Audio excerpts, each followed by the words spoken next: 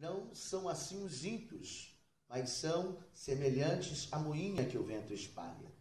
Pelo que os ímpios não subsistirão no juízo, nem os pecadores na congregação dos justos. Porque o Senhor conhece o caminho dos justos, mas o caminho do ímpio conduz à ruína. Amém? Esta é uma palavra que nós já estamos falando sobre ela há algum tempo, e nós queremos pedir ao Senhor que mais uma vez revele a nós o seu poder, a sua glória e a sua reflexão. Estamos diante de um tema, diante de uma visão, em que a cada dia eu descubro o quanto eu preciso aprender dele, encarar ele com muita verdade, seriedade e sinceridade. Como é difícil viver essa pergunta: quem sou eu? Quem sou eu diante de Deus? Nas semanas que passaram, hoje estamos no 12º dia, nós aprendemos que existem inúmeras pessoas que fazem parte do conceito espiritual de uma igreja. Existem os crentes, os evangélicos, né? o gospel, o protestante, né? A multidão, o servo, né? Existe o filho, o amigo e existe os discípulos. São inúmeras pessoas que fazem parte, podemos dizer, os adoradores, que adoram a Deus em espírito e em verdade. Essas são algumas pessoas que a gente vai encontrar dentro da igreja. O problema não é quantas pessoas nós vamos encontrar. O problema é quem eu sou dessas pessoas. O que o reino de Deus representa para mim como uma dessas pessoas.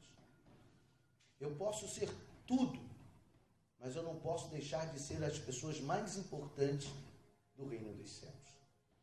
E nós paramos e falamos todas elas e paramos entre as 3 ou as 4 que o Senhor irá olhar com carinho. Porque o Senhor, Ele vai olhar para aqueles que Ele um dia vai chamar de amigos. Porque até a palavra servo, que muitos de nós dizemos, né? Eu sou servo de Deus. O problema é que ser servo de Deus, nós temos que entender que existem 2 tipos de servo. E desses 2 nós podemos entender 2 circunstâncias. A Bíblia fala de servo. Existe o servo bom e o servo mau. A Bíblia fala sobre isso. Mas ainda assim, quando eu olho para o servo, eu vou encontrar o servo certo e o servo errado. E o servo errado e o servo certo não é o servo mau da história. É importante que você entenda isso aqui. Porque eu não estou falando do servo mau. Eu estou falando daquele que o Senhor um dia disse: meu servo, né? Me serve com alegria. Porque essa é a maior visão espiritual que nós precisamos ter dentro da casa do Pai. Mas se existe o servo mau e o servo bom, mas o servo bom tem 2 tipos de servo, diante dessa visão do bom. Ou seja, quando você olha para um servo bom, você não sabe se ele é realmente o que agrada ao Senhor, embora possam parecer iguais. Existe o servo bom que serve de forma errada. Então, ele acaba sendo um servo equivocado. E eu vou explicar para você. O que nós temos que ter cuidado quando nós olhamos dentro da igreja, o servo bom é aquele que trabalha, sim ou não? É aquele que tenta agradar o Pai dentro da igreja, sim ou não? Esse é o servo bom. Sendo que vão existir muitas pessoas que vão passar essa ideia. Faz o trabalho, adora, glorifica o Senhor, exalta o nome do Senhor, ele toca, ele canta, ele fica na porta, ele lava, ele cuida das coisas do Senhor, mas necessariamente ele não é um servo que agrada ao Senhor. Por quê? Porque o servo que agrada ao Senhor, ele tem uma característica, embora ele esteja fazendo o que agrade a Deus, mas ele está fazendo muitas vezes da forma equivocada, ou está lançando a sua vida do jeito errado. Quantas pessoas servem ao Senhor dentro da igreja, mas ele não serve ao Senhor, ele serve às coisas que estão dentro da igreja e que é para o Senhor. Por exemplo, quantos diáconos, quantos levitas, quantos cantores, quantos que trabalham na igreja, eles servem ao Senhor com aquele trabalho. Mas se aquele trabalho deixar de existir por algum motivo, ele deixa de existir. Ele deixa de fazer parte do reino espiritual, porque dentro dele, o valor dele em servir a Deus está ali. E eu quero te dizer que servir a Deus e valorizar a Deus não é pelo que você faz, é como você faz e o porquê você faz. Qual é a nossa visão do servo bom, que é o servo certo da história?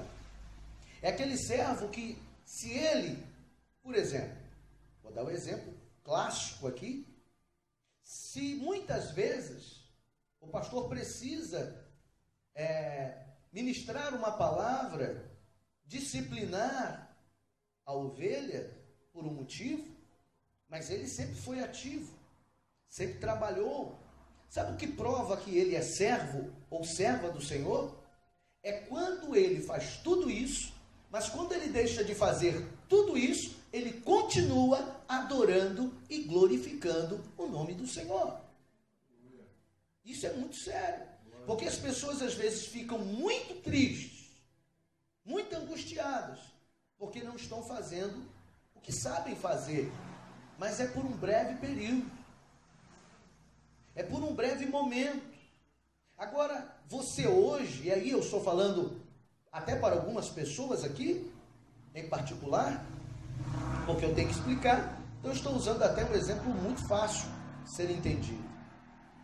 Servir a Deus e dizer que serve a Deus e ser o servo certo e não o servo errado, servo errado é aquele que faz tudo isso, mas quando ele deixa de fazer isso por algum motivo, ele perde alegria espiritual, ele perde força espiritual, ele desanima em sua fé. Por quê? Porque ele parou de tocar, ele parou de cantar, ele parou de pregar, ele parou de fazer isso, ele parou de fazer aquilo, e é como se a vida dele fosse o cantar, o tocar, o arrumar, o limpar, e eu quero te dizer que a sua vida é apenas uma parte dela, porque a sua vida é adorá-lo em espírito e em verdade. Então, um servo certo é aquele que você pode não estar fazendo nada na terra, mas você não para de adorá-lo nesta terra, enviando glórias e aleluias e glorificação ao teu Pai no céu. Isso que vai provar quem é você espiritualmente. É por isso que existem momentos na nossa vida que nos faz refletir, né? Que nos faz pensar, e hoje você vai ver, claro, sempre faz falta, você que está acostumado com algo, sempre faz falta, você que canta, você que toca, né? Estamos com algumas pessoas vivendo este momento de Deus aqui, mas o melhor é aprender neste momento, que você precisa ser um adorador por excelência, e um adorador por excelência, ele não adora porque ele tem uma guitarra, ele não adora porque tem um baixo, ele não adora porque tem um teclado, ele não adora porque tem um microfone, ele adora porque ele tem um Deus poderoso na sua vida. Isso faz a diferença. É aí que a gente vai descobrir o servo correto, porque senão eu me transformo em escravo da obra de Deus. Meu irmão, em momento nenhum, Deus quer te transformar em escravo da obra dele. Não. Tanto que ele mesmo diz o quê? Já não mais vos chamo de servos, mas de... Mas por que ele diz isso? Porque a mesma palavra diz o seguinte, porque o servo ou o escravo não sabe o que o seu senhor faz. Então, quando nós adoramos a ele, nós não podemos ter as nossas coisas escravizadas em nós. Nós temos liberdade. Tocamos ou não tocamos, mas temos liberdade de adorá-lo. Tem gente que só sente a presença pregando. Tem gente que só sente a presença quando pega o microfone. Já viu aqueles cultos que o cara não dá um glória. Ele não dá um aleluia. Mas quando ele pega o microfone, irmão, o fogo desce. O fogo cai. Parece que a unção está no microfone. E a unção não está no microfone. E isso é um perigo. Porque nós podemos nos tornar escravos das coisas que fazemos. Eu tenho que me tornar um adorador daquele que está em espírito e em verdade dentro de mim. Então, quando eu puder fazer, glória. Mas quando eu não puder fazer, glórias a Deus também. E muita gente não sabe essa diferença. Muita gente acaba fazendo com que as suas atividades a escravizem dentro da própria igreja. Ao invés dela ser livre, ela fica escrava. Eu tenho que ir, porque hoje eu canto. Não, eu tenho que ir, porque hoje eu adoro. Você está entendendo? Eu tenho que ir, porque hoje eu abro a igreja. Não, eu tenho que ir, porque hoje eu vou ser o primeiro a chegar na igreja. A relação de adoração precisa ser diferente. Quem está entendendo isso? Amém. E se nós não aprendermos isso, nós podemos entrar num caminho muito difícil de sair dele depois. Por que você vai observar, principalmente jovens ou pessoas não tão maduras, que por algum motivo não podem exercer a sua atividade, ou porque não tiveram oportunidade, e eles enfraquecem na fé? Irmãos, eu não posso enfraquecer na fé por eu não estar fazendo algo que eu sou capaz de fazer. Aquele momento tem que me servir para alguma coisa. Por exemplo, lembra de quando Davi tinha toda a habilidade, todo o poder, toda a prestatividade de guerrear, de lutar, mas ele sabia que tinha que fugir, e ele vai para uma caverna, ele tem que se esconder. Eu quero te dizer que mesmo escondido, você pode fazer como Davi, fazer da sua caverna um lugar de adoração profunda. A sua caverna precisa ser um lugar de adoração. Mesmo na caverna, diga comigo, mesmo na caverna. Mesmo escondido, mesmo parado, eu ainda posso ajudar muitas outras pessoas. Porque Davi, mesmo na caverna, ele ajudou mais de 400 homens. Eu quero te dizer que mesmo quando parece que você está parado, você ainda pode fazer uma grande obra para o Senhor. Vão ter pessoas que vão poder usar do que você tem dentro. E se você tem Deus dentro, então Deus vai ser anunciado em você. Amém, meu irmão? Você pode aplaudir ao Senhor, meu irmão? Aplauda ao Senhor, amém?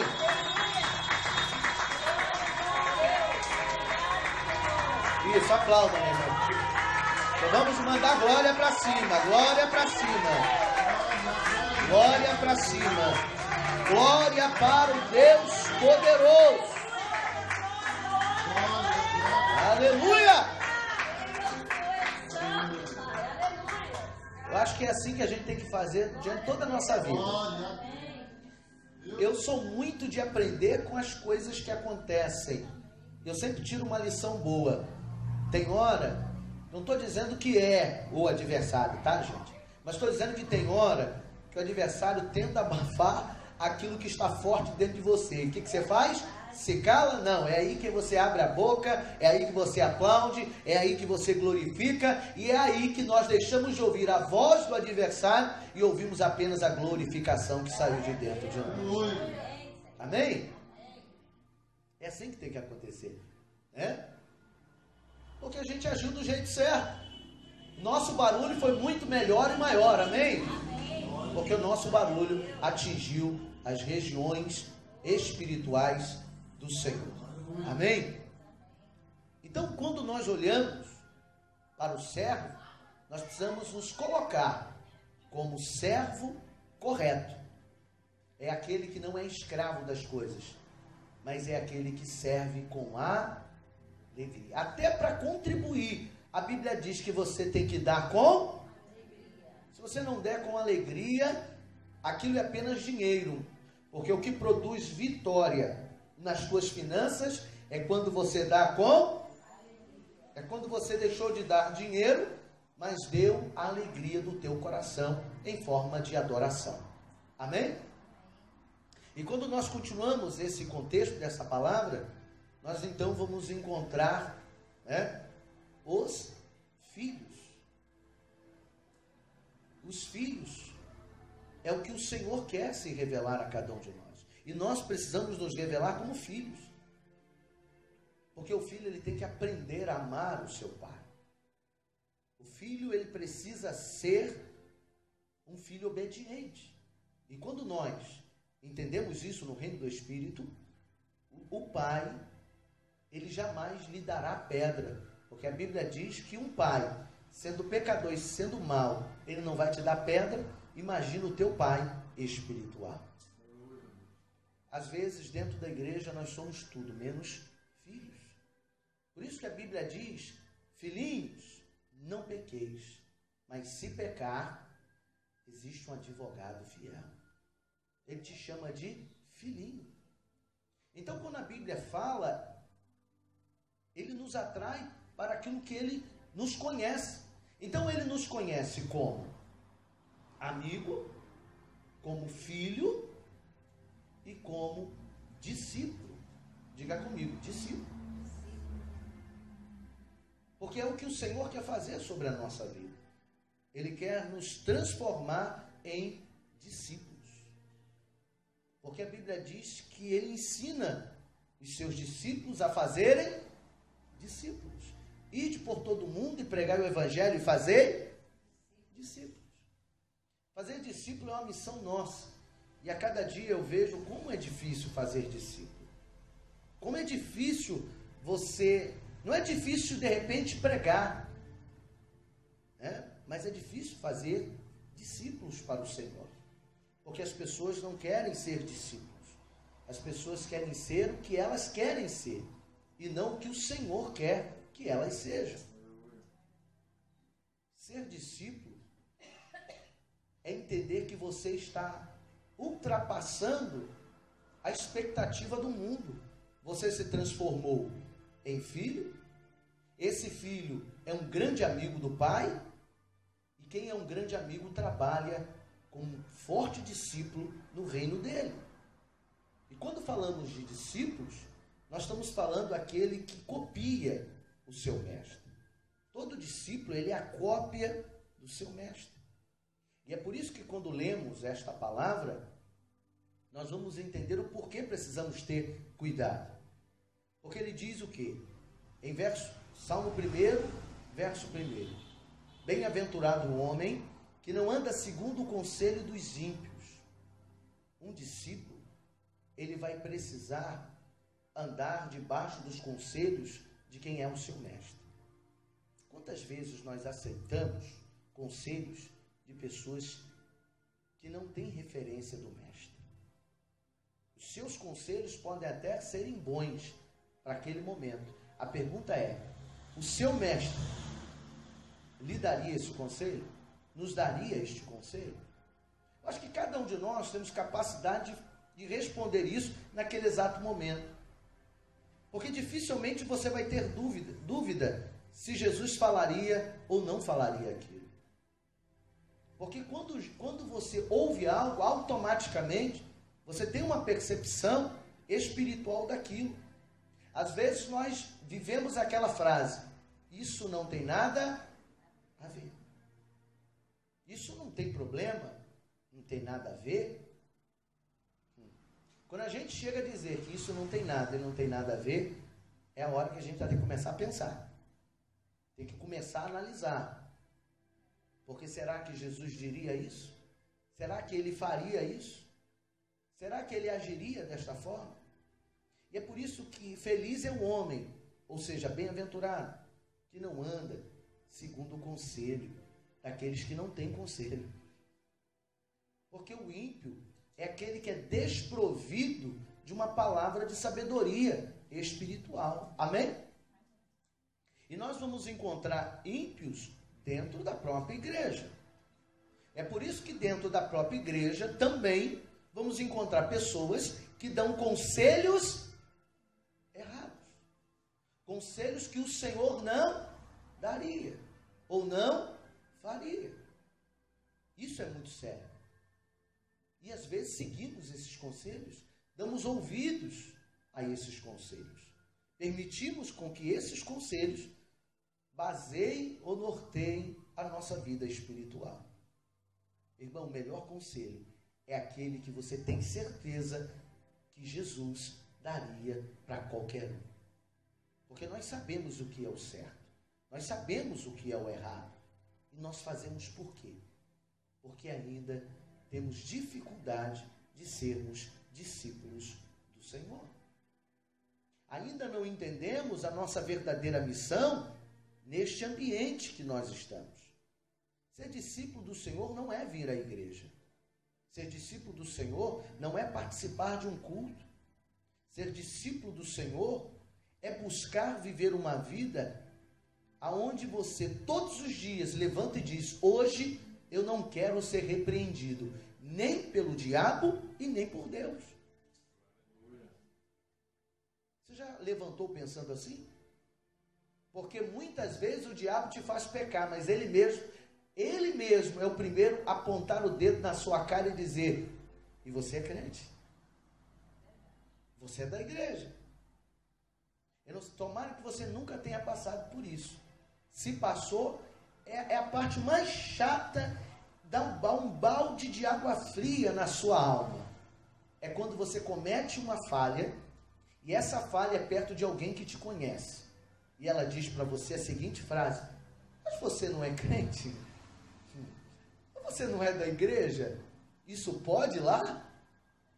Né? Ainda tem atos ainda que nós fazemos, que a pessoa ainda pergunta: mas vem cá, pode isso? Na sua igreja isso pode? Ele vai fazer tudo errado. E nós temos uma falta de atenção, porque por estar perto de pessoas que não têm a sabedoria do alto, e aí ele brinca, ele fala, ele gesticula, ele faz piada, e por estarmos perto dele, como diz a palavra, já que você não pode se deter no caminho dos pecadores, bem-aventurado o homem que não anda segundo o conselho dos ímpios, e nem se detém no caminho dos pecadores, e às vezes nós estamos lá. O problema não é estar lá apenas, porque tem horas que fica inevitável pela circunstância. Agora é você se mostrar diferente naquele caminho, naquele lugar, e mostrar que o seu caminho não é o caminho dele. O seu caminho é o caminho que leva à salvação. Por isso que a Bíblia diz que Jesus é o... Você pode estar em qualquer lugar, mas aonde você estiver, ali vai estar o caminho. Ou seja, ali vai estar a presença de Deus. Amém, meu irmão? As pessoas veem isso. E muitas das vezes nós estamos neste caminho, mas não estamos vivendo o caminho. Porque achamos que podemos nos distrair. Querido, nós não podemos nos distrair. Infelizmente, nós não podemos nos distrair. Eu quero te dizer que você é um marceneiro, como Jesus foi. O marceneiro não pode se distrair. Tem outras profissões que não podem, mas eu vou usar essa. Você já imaginou o marceneiro se distraindo no seu trabalho? Imagina a serra, imagina o prego, imagina o martelo, imagina a plaina. Se tu errar a plaina e acertar a mão, amigo, pensa num pedaço de bife que você vai fritar à noite. Você não pode se distrair. Você já viu um açougueiro? Não pode se distrair quando ele está cortando o seu carré. Porque aquela serra, se ele errar, vai à mão. E não dá nem tempo de tirar. Depois que foi, já era. Quero te dizer que quando você se distrai, já era. Quem está entendendo isso? Todas as vezes que você distraiu, já era. Muitas vezes não dá para consertar. Dá para amenizar. Para consertar, às vezes, não dá mais. Dá para criar uma outra situação, mas para consertar não dá. Nós não podemos nos distrair. E quando nos distraímos nesse caminho dos pecadores, preste atenção na visão. Os pecadores estão ali e você está ali. Eles têm um caminho, e o caminho deles é de pecar. O caminho dele é de quê? Pecador. E o seu caminho? Qual é o seu caminho? Qual é o seu caminho? Qual é o seu caminho? Filhos do Senhor, filhos de Deus, que leva a salvação. Esse é o seu caminho? Se você estiver próximo do caminho dos pecadores, é o mesmo caminho que você pode caminhar? É o mesmo caminho que você pode entrar? Não. Nós não podemos parar no caminho dos pecadores. Olha o que a Bíblia diz. Nem se detém no caminho dos pecadores. O que, na sua opinião, é se deter? É o quê? É parar. Se detém. Ficar. Estagnar. Aonde? No caminho dos pecadores. Já reparou que nós somos alvos fáceis de parar no caminho dos pecadores? Às vezes você pode achar que não. Mas os pecadores estão colocando o seu caminho na sua frente. E é você que tem que saber se é teu caminho ou é o caminho de Deus. Quem tem que identificar é você. Porque quando você entra no caminho dos pecadores, você fica igual a eles e você fica parado. Você não pode parar. Porque quando você entra no caminho dos pecadores, a Bíblia diz que você acaba parando, se detendo no caminho dos pecadores. Quando você se detém no caminho dos pecadores, você perde o caminho de Deus. Você perde o caminho da salvação. Amém, meu irmão? Você pode glorificar a Deus? Glória a Deus.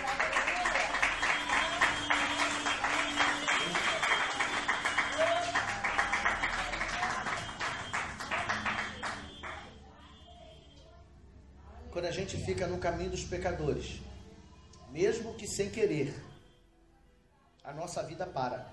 Pode reparar. Toda vez que você parou em um caminho aonde o caminho era de pecador, a tua vida espiritual parou. Faça uma análise toda vez que você deixou o pecador colocar você no caminho dele, você parou nesse caminho. As coisas não avançaram e você retrocedeu espiritualmente. Por quê? Porque ali não era o seu caminho. Porque o seu caminho é do Senhor. Aleluia. Quando nós vivemos isso, é um momento de distração. É um momento que a gente, sem perceber, ele nos coloca próximo a este caminho. E a gente vai indo. E depois que você vai, a primeira coisa que a pessoa vai falar para você, e o próprio diabo, o próprio adversário, ele mesmo vai dizer, mas você podia estar aqui? Você podia fazer isso aqui? Você quer ver uma coisa? Eu estava no meu trabalho e houve uma conversa, e ali eu trabalho com algumas pessoas que, graças a Deus, são evangélicas, outras não. Mas, no meio de uma conversa, um que não era crente, ele falou de um fato, não vou nem citar aqui, fato do dia a dia de um jovem e tal. E aí ele fez a pergunta, Olha o que é a distração de alguém. Olha, eu gosto mais dessa. E você? Adivinha? Não é que o outro respondeu? Eu fiquei olhando aqui, olhei, eu falei, meu Deus. Como que alguém que serve a Deus consegue se distrair ao ponto de responder a esta pergunta? Ele pode me dizer que um dia ele fez, que ele já provou. Ele pode me dizer tudo, mas nada justifica essa resposta. Porque se você um dia já bebeu, já fumou, já fez qualquer coisa do gênero, e alguém te perguntar qual que você gosta mais, você vai responder? Não. Se você se distrair, você responde. Foi o que aconteceu. Ah, eu gosto mais dessa, o gosto é melhor. Eu olhei. A pessoa não faz. Mas, então ela não podia responder. Se respondeu, é porque aquilo ainda está dentro dela.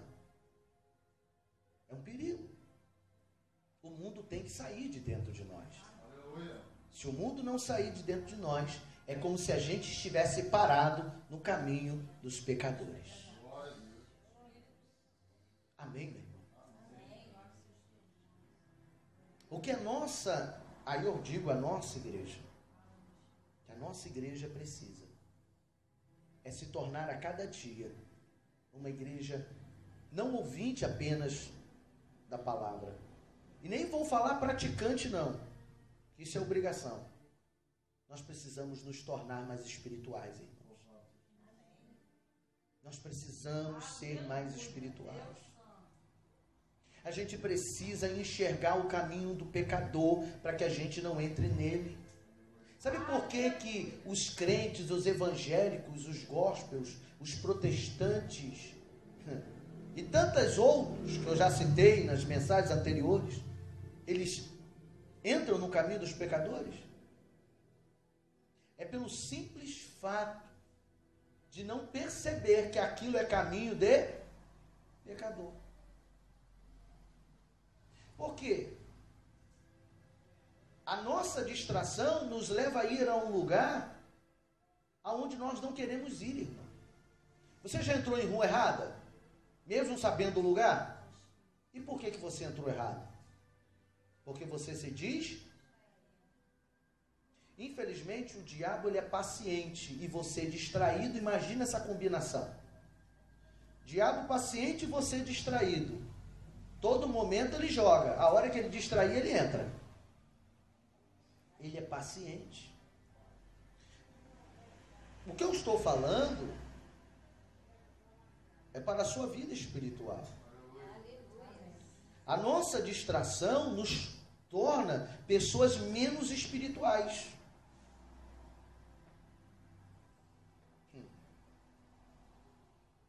Se a gente se distrair menos, a gente vai se transformar em pessoas mais espirituais. A distração nesse mundo nos transforma em seres distraídos e carnalmente ligados a Deus. Olha só que complicado isso. A gente acaba tendo a sensação que está ligado a Deus, mas estamos distraídos. Como é que o distraído está ligado a Deus? Está sempre errando, vacilando e entrando no caminho dos pecadores. É assim que a gente erra. Porque eu duvido que você, sendo conhecedor da palavra, vai entrar no caminho do pecador porque você quer. Ninguém entra no caminho do pecador porque quer, exceto que não tem uma transformação. Caso contrário, todos que entram no caminho do pecador, eles entram porque não perceberam que ali era uma furada. Ou poderiam tirar cada um de nós do foco espiritual. Isso é tão fácil acontecer, irmãos. É um pensamento, é uma palavra, é uma ação, é uma atitude. É mais fácil de acontecer do que você imagina. É mais comum isso do que você imagina. Nós entrarmos e pararmos no caminho dos pecadores. E quando entramos no caminho dos pecadores, o Espírito Santo não fica em nós. E aí a gente fica sozinho nesse caminho. Você está entendendo? Porque nesse caminho, quem age é quem? É o adversário. E o adversário, olha só, eu estou tentando fazer você analisar. Se nós somos distraídos, entramos no caminho dos pecadores e entramos sem perceber que era o caminho dos pecadores, ou seja, estamos entrando em uma visão que não é a de Deus, isso é sinal que o Espírito Santo já não falou mais com você. Sim ou não? E se o Espírito Santo já não falou mais com você, isso é um mau ou um bom sinal? Então, quando você e eu, quando nós começarmos a entrar no caminho aonde o Espírito Santo já não está mais falando com você, isso é um mau sinal. Isso é sinal que você se distraiu tanto que você não conseguiu nem ouvir a voz do Espírito Santo. Sabe em que momentos a gente faz isso? Ou quando, olha só, são dois extremos que nós fazemos isso. Ou quando estamos muito alegres, ou quando estamos muito tristes. São dois extremos que, se nós não vigiarmos, nós entramos no caminho dos pecadores. É por isso que a Bíblia nos manda ser constante e abundante. É constante. Não é nem mais nem menos. É sempre constante. Sempre manter o mesmo nível. Ou tentar manter o mesmo nível. Porque quando estamos muito felizes, a gente esquece de Deus. E quando estamos muito tristes, nós ouvimos as vozes que estão dentro de nós dizendo coisas inferiores e que nos colocam para baixo e com isso nos fazem achar que Deus não está conosco. São dois extremos. Quem já viveu isso aqui sabe, porque isso é uma realidade da nossa vida. E aí quando se apresenta o caminho dos pecadores, estamos muito alegres, nós entramos.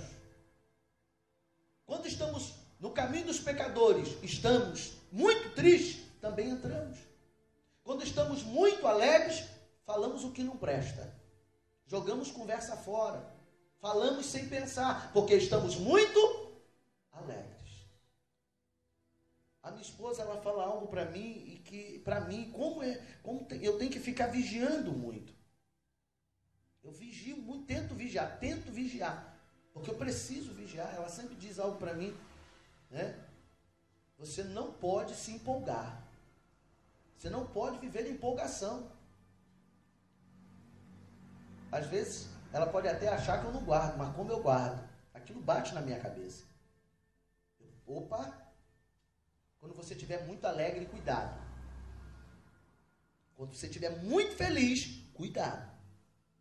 Quando estiver muito triste, também cuidado. São dois extremos que levam você para o caminho dos pecadores.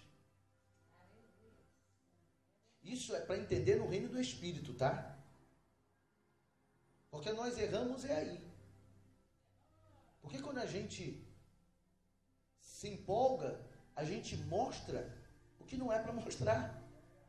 A gente acaba sendo o que nós não somos. Ou se até somos, não podemos ser. Porque Deus nos chamou para sermos pessoas equilibradas. Equilibradas. E quando nós estamos muito felizes demais, parece que é bom. Quem sabe você vai até discordar de mim, alguns, mas é a minha visão. Quando você está muito feliz, aquilo é um perigo, porque te tira o senso crítico de um momento crítico, porque você está muito feliz. Aquilo tira de você a sua base de reflexão daquele momento.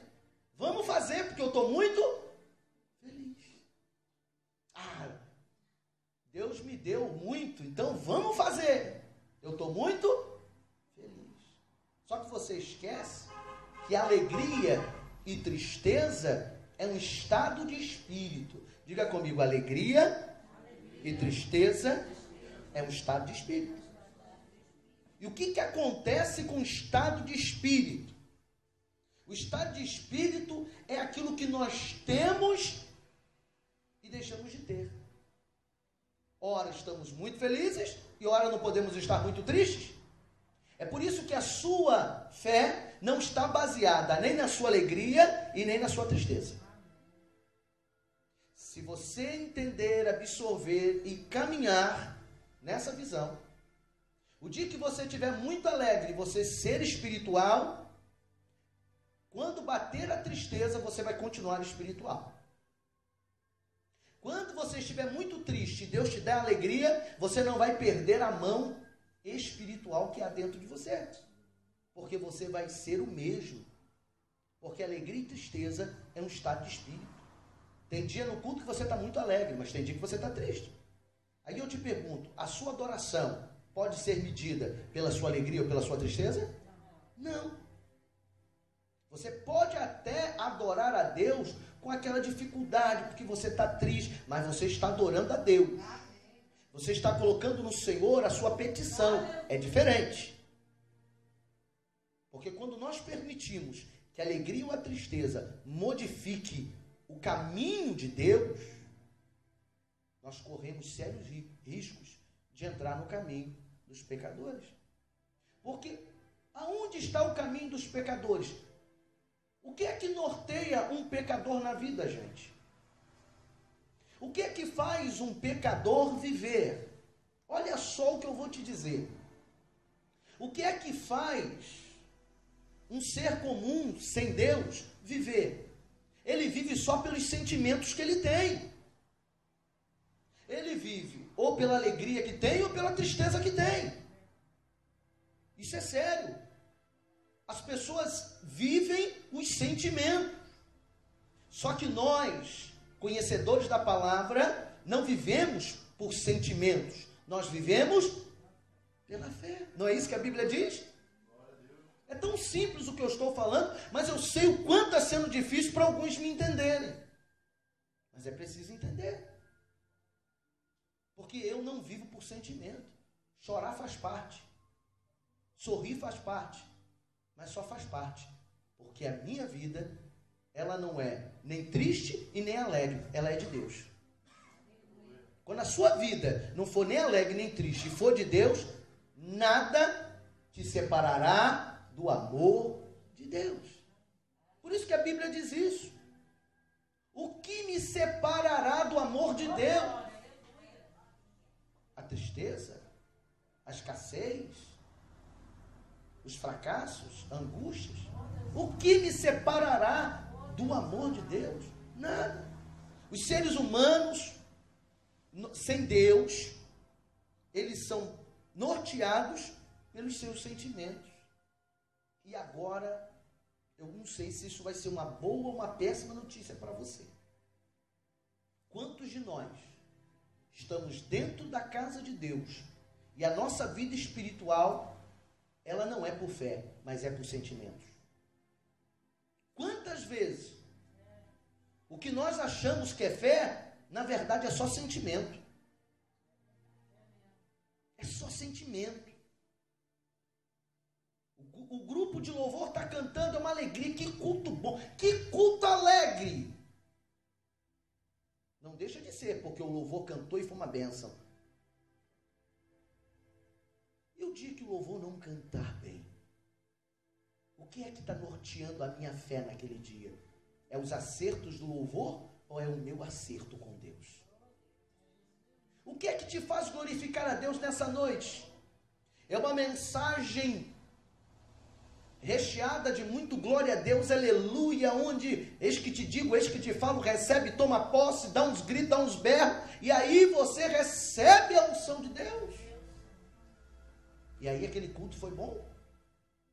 ou quando você, mesmo quando o culto não é bom, porque tem culto que as coisas não conseguiram ir, as coisas, diga comigo, tem culto que as coisas não foram, mas eu tenho que ir, amém? As coisas podem não ter andado, louvor desafinou, né? Microfone falhou, faltou um monte de gente, as coisas não funcionaram, mas você tem que funcionar. Eu e você precisamos funcionar, porque o problema não são as coisas que não funcionaram, o problema sou eu que não funcionei, o problema sou eu que não agi para adorá-lo em espírito e em verdade. Essa é a verdade. A nossa vida, irmão, dentro da igreja, e essa é uma prática que nós precisamos analisar. Eu queria que você pensasse. As piores e as melhores, o que se pareceu ser as melhores decisões, né? Foram tomadas muitas vezes pelo sentimento e não pela fé. Eu estou falando de coisas práticas. Eu fico muito feliz porque teve algumas pessoas que quase tomaram decisões por sentimentos. Mas quando ouviu a voz do Espírito, disse não. Não. Eu não posso agir por sentimento. Eu preciso agir pela fé. Porque é a minha fé que determina o meu crescimento e a minha vitória. Bota uma coisa na sua cabeça. O teu sentimento não determina nada. Não é fator determinante. Pode colaborar, mas fator determinante não é. Imagina se a sua vitória só chega quando você estiver feliz. Você acha que a sua vitória só chega quando você está feliz? A vitória chega quando você está feliz. A vitória pode chegar quando você está triste. A vitória pode chegar quando você não está sentindo nada, mas a vitória chega. Porque a vitória não está condicionada ao seu estado de espírito. A vitória está condicionada como você vive a sua fé. Como você trabalha a sua fé. Como você vive a sua vida com Deus. E é por isso que no caminho dos pecadores, eu não posso deixar os meus sentimentos. Eu tenho que deixar a minha fé. Porque é a minha fé que vai me dizer, não entre por aí. Não fique aí. Não vá por este caminho. Porque você está fadado ao fracasso. E aí eu finalizo dizendo, nem se assenta na roda dos escarnecedores. Irmão, quando a gente fala escarnecedor, não é só contar piada, não. Porque pensa que é o zombador, né? Que conta piada, que fala bobagem, fala besteira. Mas tem muita gente que está zombando de você sem contar uma piada. Ou tem muita gente que está zombando das coisas de Deus só com cinismo. Ou com aquela... Já viu aquela pessoa que ela fala o que ela quer de um jeito disfarçado? São os cínicos de plantão. Tem pessoas que elas têm essa característica e nós não temos compromisso com essas pessoas. Porque Deus não tem compromisso com elas. Nós não podemos sentar à roda dos escarnecedores. Aqueles que estão zombando ou de alguma forma tentando produzir na sua fé algum tipo de defeito. Tentando levar você ao erro. Quantas pessoas tentam nos levar ao erro, meu irmão? Quantas pessoas tentam nos colocar no caminho do erro e às vezes com aquela chamada boa intenção. Vamos lá hoje. Olha, tem um negócio legal. Olha, isso aqui não tem nada a ver, o que tem? Sem que nós percebamos, os zombadores por trás estão dizendo, olha lá, e é crente, é da igreja. Essa é uma visão que nós precisamos compartilhar conosco e diante do Espírito de Deus.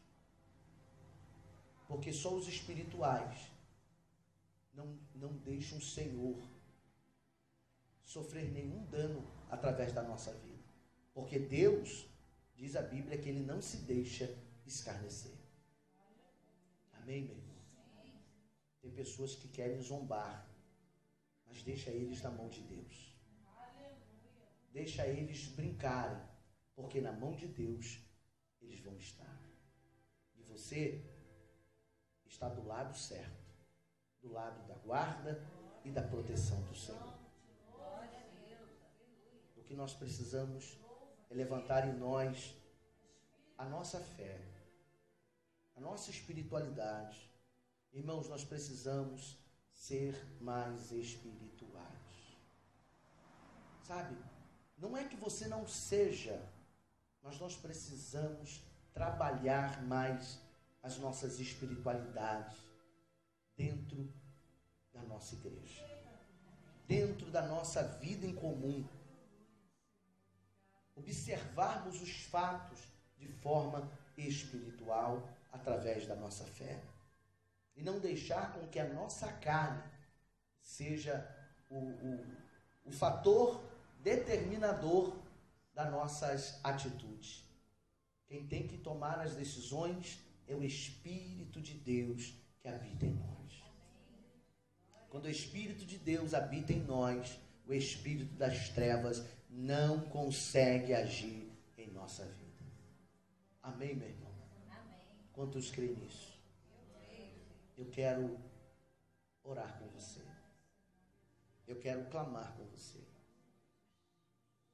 Eu quero pedir ao Espírito Santo que Ele fortaleça a sua vida espiritual. Eu quero pedir ao Espírito Santo que quebre todo tipo de barreira que impede você de ser mais espiritual ainda. Problemas, dificuldades, circunstâncias. Eu quero clamar a Deus por aquilo que o Senhor há de fazer na tua vida espiritual. Que você comece a clamar a Deus e pedir a Deus discernimento da sua vida particular. Converse com Deus e diga: Deus, o que o Senhor quer de mim? O que eu preciso fazer para ser mais espiritual? Eu já venho ao culto, mas é só isso? Pergunte o teu Deus. Converse com Ele, sinta o Espírito Santo te exigindo alguma coisa. Sinta o Espírito Santo te mostrando o que você já deveria ter feito e não fez. Peça ao Espírito Santo para te revelar se é nas orações constantes, se são nos jejuns, para que nós não venhamos aceitar conselho de ímpios, nem parar no caminho dos pecadores e muito menos ficar na roda dos escarnecedores. Que nós venhamos não aceitar isto na nossa vida normal, na nossa vida diária. Porque na sua vida espiritual você não quer aceitar isso. Então por que muitas vezes, Deus, nós erramos? É porque estamos distraídos. Ó Pai, Senhor, nos alerta nesta noite. Nos faça, Senhor, jejuar mais, orar mais, nos privar, Senhor, quem sabe, de algumas coisas, para sermos mais espirituais. Oh, meu Deus, que Teu Espírito revele a cada um nessa noite aquilo que deveria estar fazendo e não faz, aquilo que precisa fazer e não está fazendo. Pai, eu não vou ditar o que cada um tem que fazer, mas o Teu Espírito pode falar.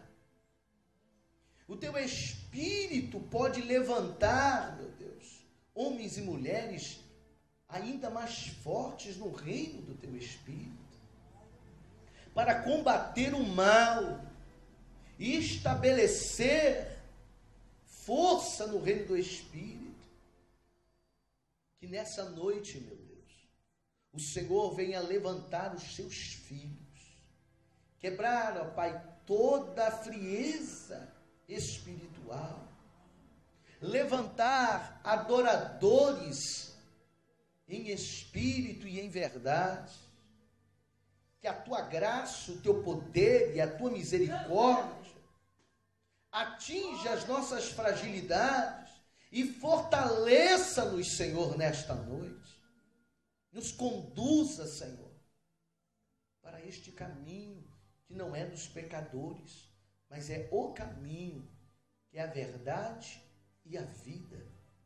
Oh, meu Deus, nessa noite, meu Pai, eu clamo com os teus filhos, clamo com a tua igreja, clamo, meu Pai, diante de todas as adversidades que cada um está vivendo, meu Deus.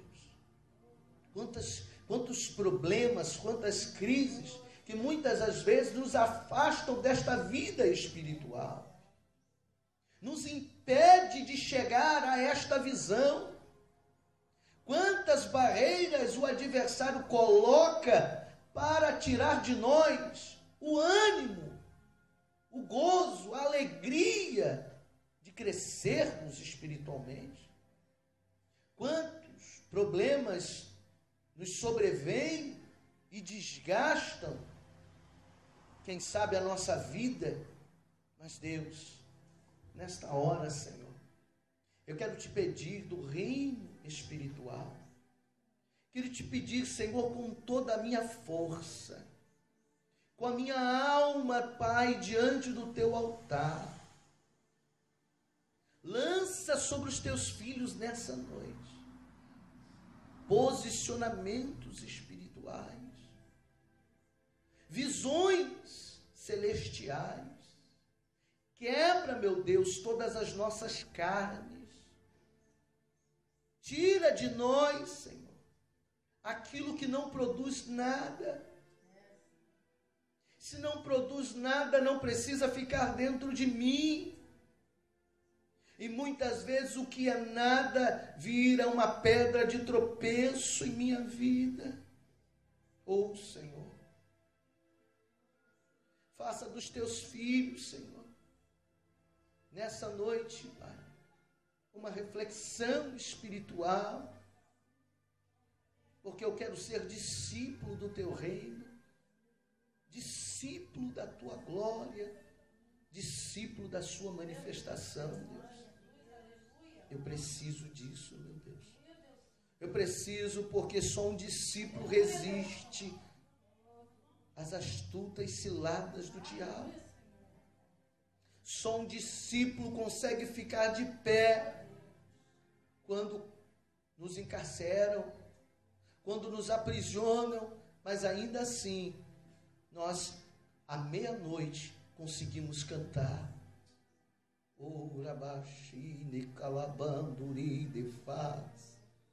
Pai, eu preciso ser este discípulo no seu reino. Nós precisamos, Senhor, porque Estevão, meu Pai, ele via a sua fé não pelo gozo das coisas boas. Ao contrário disso, quando apedrejaram Estevão, a alegria dele estava nas pedradas. E ele, levando pedrada, olhava para o alto e te via, te sentia e te glorificava. E ele via a sua glória e os céus abertos sobre a sua cabeça. Oh, meu Deus! Ele via a sua manifestação, meu Pai. Paulo e Silas, na prisão, não estavam alegres e com certeza muito tristes, mas eles adoravam, porque a alegria e a tristeza não fazia parte da adoração deles, porque eles eram espirituais. Pai, nos faça cantar nas nossas tribulações, nos faça, Senhor, te enxergar, mesmo quando somos esquecidos 2 anos em uma cadeia como José. Oh, meu Deus, nos faça, Senhor, viver diante de uma vida de busca espiritual, para a tua glória, e para a tua manifestação, meu Pai. Quebra, meu Pai, todos os problemas. Quebra, meu Pai, todos os impedimentos.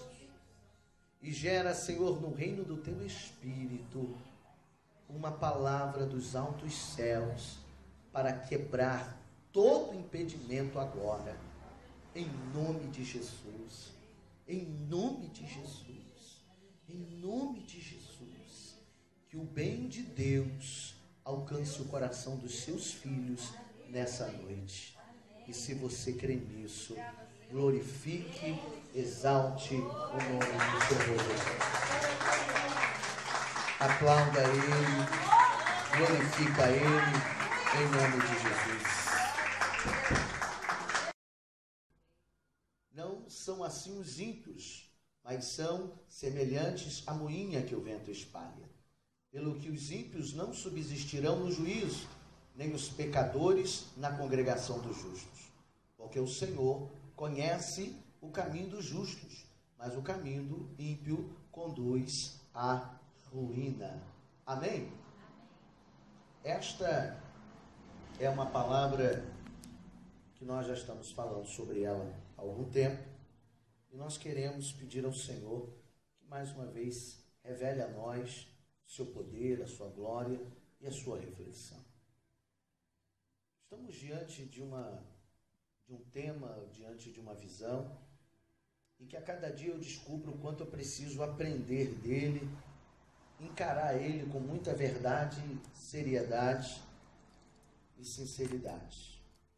Como é difícil viver essa pergunta: quem sou eu? Quem sou eu diante de Deus? Nas semanas que passaram, hoje estamos no 12º dia, nós aprendemos que existem inúmeras pessoas que fazem parte do conceito espiritual de uma igreja. Existem os crentes, os evangélicos, né? o gospel, o protestante, né? A multidão, o servo, né? Existe o filho, o amigo e existe os discípulos.